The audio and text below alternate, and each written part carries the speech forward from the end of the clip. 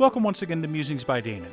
If you're new here, welcome. My name is Danon, and I've been watching anime since 1985, and I'm currently reading over 500 manga or light novel series. One of the genres I enjoy is romance. I like a nice slow burn with character progression, not only where the boy and the girl are growing closer together, but also where they grow as humans. Teenagers all have a lot of growing to do, and I'm not talking about height. Now, before we get started, I'd like to quickly ask you to like and subscribe. It really does help the channel, and it's free. With that out of the way, let's get into the video. When you read a lot of the same genre, you start to notice tropes. It's no use complaining about tropes. Asking for no tropes in a story is like asking for no wood in a tree. There are tropes we love: the girl hearing her name being spoken by the boy she likes and blushing to her ears, holding hands for the first time, the desperate realization of why your heart goes doki doki when you see a particular person. These are the moments we live for in a romance manga. But there are also tropes we don't enjoy, or at least, I don't enjoy. Nothing pisses me off more than childhood friends. Let me explain. You have a boy who is friends with a girl. They've been friends for a long time, since childhood, thus the term childhood friends. My issue with both the character and the trope is when the main boy meets a new girl that causes his heart to race, and the childhood friend gets jealous. Girl, you've had 10 years to get this boy into a more serious relationship and failed. Sometimes we feel sorry for the girl. Maybe she did try, and he ignored her attempts or outright refused her. Maybe she didn't realize her feelings for her friend until after he developed a crush on someone else. Did this cause her to turn into a yandere? Regardless, my attitude is still the same. You failed. Get over him and find someone new. Don't become a yandere and turn on the boy. You're better than that. Now, with all that being said, there are numerous examples of childhood friends who wind up falling in love anyway. Spoilers for Bleach. I know the manga ended forever ago, but the new season is airing, so I'll go ahead and post a spoiler warning. Cute stuff, if you wouldn't mind adding a timestamp for people to skip to, thank you, dear. Rukia and Renji grew up on the streets together. As children, they lived in the Rukongai 78th district, but eventually traveled together to the Serete to train and become Shinigami. However, they were separated when Rukia was adopted as the little sister of Byakuya, but wound up renewing their friendship after Renji helped to rescue her at the end of the Soul Society arc. The epilogue reveals that they are married and have a child together. This pissed a lot of people off, actually, but I love that Rukia and Ichigo were just buds and had no romantic feelings. Another example is the upcoming manga I Want to End This Love Game. The manga is about two childhood friends who have been playing the I Love You game since junior high. I'll allow Komi's narrator to explain the I Love You game. 愛してるゲームとは愛してるという相手がにやける照れるなどの反応をしたら勝ち言い方を工夫するもよしシチュエーションをこだわるもよしとにかく愛してるで照れたら負けなのである Okay, so these two are trying to make the other person's heart race. Only they actually have feelings for each other. But they don't want to admit that the other person won the game. I won't go into too much detail, but this manga is getting an official release in February. I'll probably have a more in-depth video then. Speaking of Komi, though, who can forget the best childhood friend in the history of manga, Najimi? Though Najimi may mess things up through their overwhelming stupidity, they are generally supportive of Tadano and Komi's relationship. Of course, there's always the trope of two childhood friends who actually do wind up in a relationship. Though it hasn't happened yet, the implication is that the two main characters from last week's video, Dungeon Friends Forever, will wind up in a romantic relationship. There's also Hey, Wanna Go Out With Me? The actual title is much longer, one of those ridiculously long light novel titles, but the premise is basically two childhood friends start dating so that people stop hitting on the girl.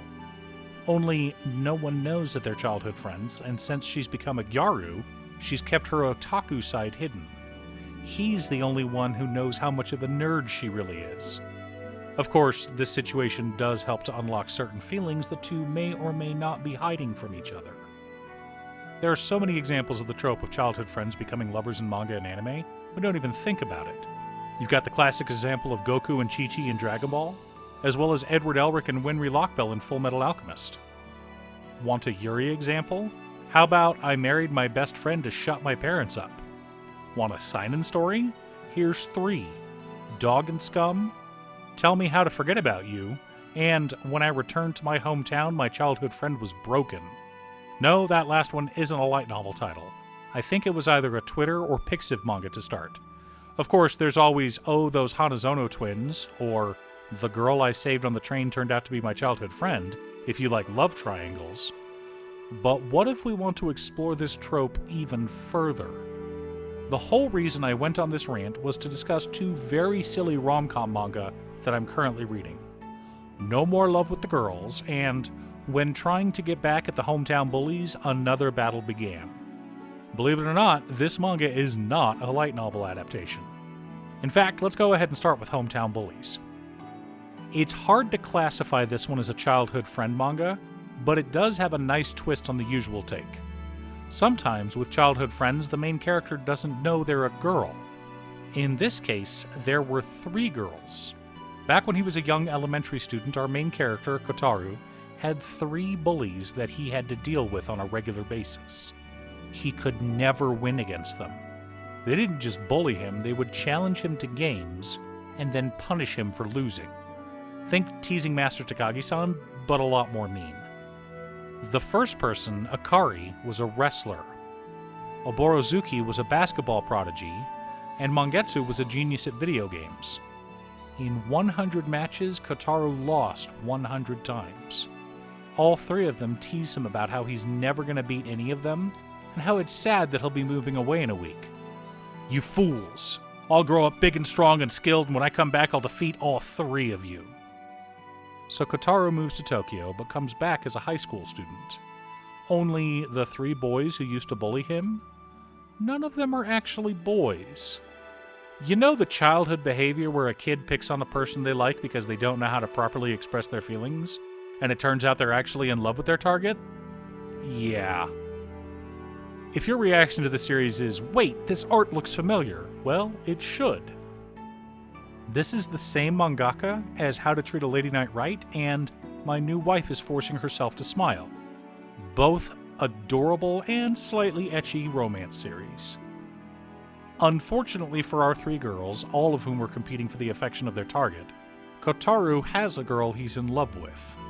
She's kind, energetic, funny, good at video games, and the most adorable VTuber he's ever seen. Yes, he's formed a parasocial romantic relationship with a VTuber. This won't end well. Or will it? All of our characters are over the top, ridiculous human beings that should probably be put in therapy for their own good, or locked up for the good of society. But I promise you this is a fun read. But these characters aren't exactly childhood friends. They were childhood rivals.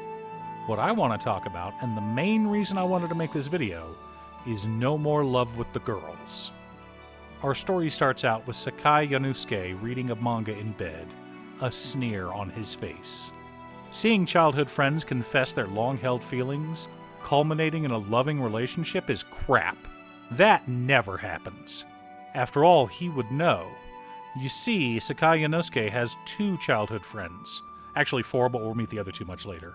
And there is no way they could ever evolve into a romantic relationship. One of them is too innocent, and the other one hates his guts. I mean, his next-door neighbor climbs into his bed at night all the time. She'll cuddle him, their faces will get close. A lewd rom-com situation will not happen. Yonosuke wakes her up by squeezing her face. She got dressed for school and then crawled into his bed. Of course she's not going to take the stairs, the window's much closer anyway. Yonosuke can never see Minamano Shiho, his neighbor, as anything other than a childhood friend. And an idiot at that. Just kidding. Did you see how hot she was? And how defenseless? She was gorgeous! On their way to school, Shiho clutches his arm. This, of course, causes Yonosuke to freak out as well. Why don't you have more self-awareness? Of course, what makes this manga great is the fact that Shiho does, in fact, have awareness of the power of her chest and what emotions it should be invoking. And she's very upset that Yonosuke isn't falling for her. She's tried every trick in the book to get him to notice her, but no matter what she does, he never sees her as a girl. But maybe, just maybe, this will work. The finger interlace trick. Of course, that plan only works when they're alone. With the sudden appearance of their other childhood friend, Hyodoshi Akari, any potential evolution of their relationship is cut short. Stop forcing your disgusting self on Shio. It's my responsibility as your childhood friend to kick your butt, you horny monkey. Of course, Yonosuke wants to defend himself and puts his hand out to stop Akari, but that just earns him a well-deserved slap with her back. No matter what happens, Yonosuke is convinced he'll never have a rom-com with his childhood friend. Which is upsetting to Akari. She was sure that Shio beat her to the punch, and there's no way she could ever live that down. After all, she's also in love with Yonosuke, but she's too much of a tsundere to do anything about it. Instead, she's always mean to him and doesn't know why. He just fills her with so many emotions that she lashes out. So, this is a rom-com about childhood friends who all want to move past just being friends and become lovers, but are unable to. Whether through cowardice, tsundere-ness, or just plain bad luck, nothing ever works out for them. But maybe, just maybe, one of them will finally get through the courage to actually confess. Probably not, though. Although this series is helping me to overcome my aversion to the childhood friend trope. At least a little. Thanks for tuning in. Once again, a huge shout out to my editor Cute Stuff. I couldn't make these videos without her. If you'd like to hire her to edit your own videos, she can be reached at cutestuff.edits@gmail.com. Link is down below. If you're looking for ways to support the channel directly, you can head on over to patreon.com/Danon. There are several tiers to choose from. You can pick an anime or manga for me to do a video about, or you can join our monthly manga club. I also wanted to give a quick shout out to all of my patrons: Waffles, Jiraiya, Danny, Muffins, Marcus, Squishy, Brett, Roxy, Josh, Sean, Pob Zombie, Mark, Alex, Daniel, Steve, Alex, Cookie, Borgie, Jake, Exiled Rogue, Monastis, Nazwin, Pedro, and Aranor. You guys are awesome. I post anime or manga videos often, or you can click here to watch additional videos.